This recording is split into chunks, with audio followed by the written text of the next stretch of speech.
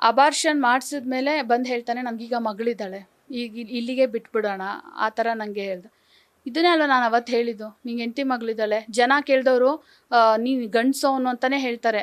ಆದರೆ ಒಂದು ಹೆಂಗಸಿಗೆ ಅವಳು ಗೊತ್ತಾಗ್ಲಿಲ್ವಾ, ಅವಳಿಗೆ ತಲೆಯಲ್ಲಿ ಏನು ಇಟ್ಕೊಂಡಿದ್ದಾಳು ಅವಳು, ಅವ್ನಿಗೆ ಹೆಂಡತಿ ಮಗಳಿರೋದು ಗೊತ್ತಾಗಲ್ವಾ, ಹಿಂಗೆ ಕೇಳ್ತಾರೆ ಅಂತಲೇ ನಾನು ಅವ್ನಿಗೆ ಹೇಳಿದ್ದು. ಇಲ್ಲ ಆ ಥರ ಕೇಳಿದಾಗ ನಾನು ನಿಂತ್ಕೋತೀನಿ, ನಾನು ನಿನ್ನ ಹಿಂದೆ ಬಂದಿದ್ದು, ನಾನು ನಿನಗೆ ಈ ಥರ ಮಾಡಿದ್ದು, ಅಂಥ ಒಂದು ಸಮಯ ಬಂದಾಗ ನಾನು ನಿನ್ನ ಎದುರುಗಡೆ ನಿಂತ್ಕೋತೀನಿ. ನನ್ನ ಹೆಂಡತಿ ಯಾವಾಗಲೂ ಡೌಟ್ ಪಡ್ತಾಳೆ, ಅವಳು ಕೋಪ್ರೇಟ್ ಮಾಡಲ್ಲ, ಆ ಥರದಲ್ಲೆಲ್ಲ ಹೇಳಿ ನನಗೆ ನಂಬಿಸಿ ಆ ಒಂದು ಇದರಲ್ಲಿ ಎಲ್ಲರ ಎದುರುಗಡೆ 2 ವರ್ಷ ಬಿಟ್ಟು ಮದುವೆ ಆಗ್ತೀನಿ, ಅಲ್ಲಿವರೆಗೂ ನಿಂದೇನಿದೆ ನೀನು ಸಾಧನೆ ಮಾಡಿ, ನಂದೇನಿದೆ ಅದು ಮಾಡ್ಕೊಂಡು ಹೋಗ್ತೀನಿ ಅಂತ ಅಂದ್ಬಿಟ್ಟು ಅಲ್ಲಿ 15 ದಿನ ಇರ್ತೀನಿ, ಇಲ್ಲಿ 15 ದಿನ ಇರ್ತೀನಿ ಅಂತ ಅಂದ್ಬಿಟ್ಟು ಹೆಚ್ಚು ಕಮ್ಮಿ ನನ್ನ ಜೊತೆನೇ ಆಲ್ಮೋಸ್ಟ್ ಅಲ್ಲಿ ಇರ್ತಿದ್ದ. ಅದೆಲ್ಲ ಆದಮೇಲೆ ಅದೇ ಈ ಒಂದು ಜಗಳ ಆದಮೇಲೆ ನಾನು ತುಂಬ ದೊಡ್ಡ ಜಗಳನೇ ಆಯಿತು. ಈ ವಿಷಯನ ನಾನು ಹೇಳ್ಕೊತೀನಿ, ನನಗೆ 4 ಗೋಡೆ ಮಧ್ಯೆ ಇರೋಕ್ಕಾಗಲ್ಲ ಹಂಗೆ ಹಿಂಗೆ ಅಂದಿದ್ದಕ್ಕೆ ತುಂಬ ಹೊಡೆದ. ಯಾಕೆ ಹೇಳ್ತೀಯ ಹಂಗೆ ಹಿಂಗೆ, ನನ್ನ ಹೆಂಡ್ತಿಗೆ ಏನಾದ್ರು ಹೇಳಿದ್ರೆ ನನ್ನ ಹೆಂಡ್ತಿ ಮಕ್ಳಿಗೆ ವಿಷ ಕೊಟ್ಬಿಡ್ತೀನಿ, ಇಲ್ಲಾರ ಅವ್ರ ಕೈಕಾಲು ಹಿಡಿದು ಬೇಡ್ಕೊಬಿಡ್ತೀನಿ, ಆಗ ನೀನು ಒಂಟಿಯಾಗಿರ್ಬೇಕಾಗುತ್ತೆ, ನೀನು ಸರಿಯಾಗಿ ಉರಿಸ್ತೀನಿ ಆ ಥರ ಎಲ್ಲ ಹೇಳೋನು. ಇಲ್ಲಾಂದರೆ ನಾನು ಅಲ್ಲಿ ಎಲ್ಲರೂ ತಳ್ಳಿ ಸಾಯಿಸ್ಬಿಡ್ತೀನಿ, ಈ ಥರ ನನಗೆ ಕೊಲೆ ಬೆದರಿಕೆ ಹಾಕಿ ಅಷ್ಟೇ ತುಂಬ ಚೆನ್ನಾಗಿ ಹೊಡೆದ್ಬಿಟ್ಟಿದ್ದ. ಒಂದು ಸಲ ಬಾತ್ರೂಮಲ್ಲೆಲ್ಲ ತುಳಿದು ಹೊಡೆದು ಕತ್ತಿಚ್ಚಿ ಆ ಥರ ಎಲ್ಲ. ಆವಾಗ ನನಗೆ ನೋವು ತಡ್ಕೊಳಕ್ಕಾಗ್ತಿರ್ಲಿಲ್ಲ. ನಾನೇನಾದರೂ ಅವ್ನ ಲೈಫ್ಗೆ ಹೋಗಿದ್ನ, ಅವ್ನ ಲೈಫಿಗೆ ನಾನು ಹೋಗೇ ಇಲ್ಲ. ಅವನೇ ಬಂದ, ಅವನೇ ನಂಬಿಸ್ದ, ಅವನೇನು ಮಾಡ್ದ ಲೈಫ್ ಅದೇ ನಡೆದಿದೆ, ಅವನೇನು ಅಂದ್ಕೊಂಡ ಅದು ಮಾತ್ರ ನಡೆದಿದ್ದು, ನಂದು ಅಂತ ಏನೂ ನಡೆದೇ ಇಲ್ಲ. ಅವ್ನು ನನ್ನ ಲೈಫಿಗೆ ಬಂದಾಗಿಂದ ಅವ್ನು ಹೆಂಗೆ ಹೇಳ್ತಾನೆ ಹಾಗೆ ಕೇಳ್ಕೊಂಡಿರೋದಾಗಿದೆ. ಅವ್ನು ಏನಾದರೂ ಬೇಕು ಅಂತಂದರೆ ಅದು ಬೇಕು, ಹಾಗೆ ಅವನ ಮೈಂಡ್ ಸೆಟ್ಟು. ಮತ್ತು ಅವ್ನಿಗೆ ಏನಾದ್ರು ಉಪಯೋಗ ಇದ್ದರೆ ಮಾತ್ರ ನನ್ನ ಹತ್ರ ಬರುವ. ಆಮೇಲೆ ಅವ್ನಿಗೆ ಸಿನಿಮಾ ಅವಕಾಶ ಸಿಕ್ಕಿದಾಗ ಅವನೇನೋ ಆಬ್ವಿಯಸ್ಲಿ ಅವ್ನು ಕೆಲಸ ಮಾಡ್ತಿರ್ಲಿಲ್ಲ. ಆವಾಗ ಸಿನಿಮಾಗೋಸ್ಕರ ವರ್ಕೌಟ್ ಅದು ಇದೆಲ್ಲ ಮಾಡ್ತಿದ್ದ.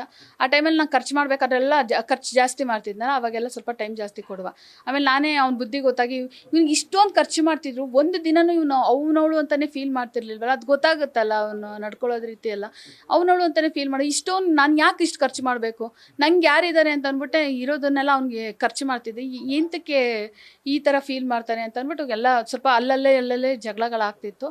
ಆವಾಗ ಸ್ವಲ್ಪ ಅವಾಯ್ಡ್ ಮಾಡ್ಕೊಳಕ್ಕೆ ಬರೋಕ್ಕೆ ಶುರು ಮಾಡ್ದೆ. ಇಲ್ಲ ಇದು ಸರಿ ಹೋಗ್ತಾ ಇಲ್ಲ, ಹಂಗೆ ದಿನಕ್ಕೆ 2 ಕಾಲ್ ಮಾಡ್ತೀನಿ, ಈಗ ತುಂಬ ಬ್ಯುಸಿ ಇದ್ದೀನಿ, ಕೆಲಸದ ಒತ್ತಡ ಹಂಗೆ ಹಿಂಗೆ ಅಂತೇಳಿ, ತಿಂಗಳ 4 ದಿನ ನಿನ್ನ ಜೊತೆ ಇರ್ತೀನಿ ಹಂಗೆ ಹಿಂಗೆ ಅಂತ ಹೇಳಿದ.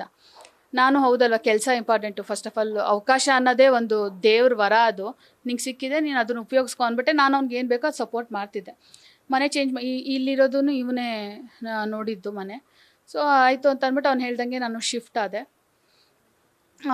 ಇಲ್ಲಿಗೆ ಒಂದು ಈ ಮಧ್ಯೆನೂ ಒಂದು ಸಲ ಜಗಳ ಆಗಿತ್ತು. ಅವ್ನ ಹೆಂಡತಿ ಅವ್ನ ತಂಗಿ ವಿಷಯಕ್ಕೆ ಜಗಳ, ಮನೆ ಬಿಟ್ಟು ಹೋದಾಗ ನಂಗೆ ಅವಳು ಬೇಡ, ಮನೆ ಬಿಟ್ಟು ಹೋದ್ರು ಡೈವರ್ಸ್ ಕೊಡ್ತೀನಿ, ನೀನು ಬೇಡ, ಇದ್ರೆ ಇಬ್ಬರು ಬೇಕು, ಇಲ್ಲಾಂದ್ರೆ ಇಬ್ಬರು ಬೇಡ ಅಂತ ಅಂದಿದ್ದ. ಅದಾದಮೇಲೆ ಅವ್ನಿಗೆ ನಾನು ಜಿಮ್ ಐಟಮ್ಸ್ ಎಲ್ಲ ಮಾಡ್ತಿದ್ದೆ ತಿನ್ನೋಕ್ಕೆ ಅಂತ ಅಂದ್ಬಿಟ್ಟು ಬಂದಾಗ ಫುಲ್ ಜಿಮ್ ಮಾಡಿ ಸುಸ್ತಾಗಿ ಮಲ್ಕೊಂಬಿಟ್ಟಿದ್ದೆ. ಆ ಟೈಮಲ್ಲಿ ಯಾವತ್ತೂ ಮೊಬೈಲ್ ಚೆಕ್ ಮಾಡದೇ ಇರೋಳು, ಅವತ್ತು ಚೆಕ್ ಮಾಡಿದಾಗ ಒಂದು ಹೆಂಗಸಿನ ಜೊತೆ ಒಂದು 15 ವೀಡಿಯೋ ಕಾಲು, ಇದು ರೂಮ್ಗೆ ಯಾವಾಗ ಬರ್ತಾರೆ ಈ ಥರದ್ದು ಹೆಂಗಸಿನ ಜೊತೆ, ಬೇರೆಯವ್ರ ಜೊತೆ ಆ ಚಾಟ್ಸ್ ಎಲ್ಲ ನೋಡಿದೆ. ನಾನು ಏನಿದು ಅಂತ ಕೇಳಿದೆ. ಅದು ಏನಿಲ್ಲ, ನಿಂಗೇನು ಡೌಟಾ? ಡೌಟು, ಕಾಲ್ ಮಾಡು ಅಂತ ಅಂದೆ ಎದುರುಗಡೆನೆ. ಸರಿ ಇರು ಅಂದ್ಬಿಟ್ಟು ಕಾಲ್ ಮಾಡಿಬಿಟ್ಟು ಅವ್ರಿಗೆ ಹೇಳ್ತಾನೆ, ಇಲ್ಲಿ ನಿಮ್ಮ ಬಗ್ಗೆ ಡೌಟ್ ಬರ್ತಿದ್ದಾರೆ, ಸ್ವಲ್ಪ ಕ್ಲಾರಿಟಿ ಕೊಡಿ, ಲೌಡ್ ಸ್ಪೀಕರ್ ಆನ್ ಮಾಡಿದೆ. ಅವ್ರು ಆಬ್ವಿಯಸ್ಲಿ ಎಚ್ಚರ ಆಗಲ್ವಾ, ಎಂಥವ್ರು ದಡ್ರು ಕೂಡ ಅಲರ್ಟ್ ಆಗ್ತಾರೆ. ಇಲ್ಲ ನನ್ನ ಮಗಳ ಜೊತೆ ಅಲ್ವಾ ಮಾತಾಡೋಕೆ ಕಾಲ್ ಮಾಡಿದ್ದು, ಹಂಗೆ ಹಿಂಗೆ. ಸರಿ ಅಂತ ಅಂದ್ಬಿಟ್ಟು ಆವಾಗಲೂ ತುಂಬ ದೊಡ್ಡ ಜಗಳ ಆಗಿತ್ತು. ಏನಕ್ಕೆ ನೀನು ಹತ್ರ ಏನೂ ಹೇಳಲ್ಲ ಹಂಗೆ ಹಿಂಗೆ. ಅವ್ನು ಹೇಳಿದ್ದ, ನನಗೆ ಬೇರೆ ಯಾವುದಾದ್ರು ಸವಾಸ ಮಾಡಿದ್ರೆ ಅವತ್ತೇ ಬೇಕಾದ್ರೆ ನನ್ನ ಸಾಯಿಸ್ಬಿಡು ಹಂಗೆ ಹಿಂಗೆ ಅಂತೆಲ್ಲ ಹೇಳ್ಬಿಟ್ಟು.